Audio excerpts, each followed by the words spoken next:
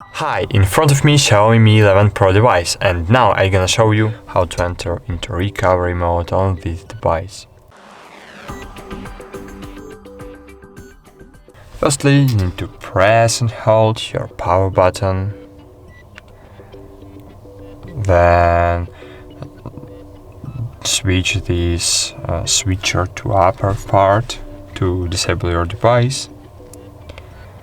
Then wait a while, wait for about 5-7 seconds, and press together power button and volume up buttons.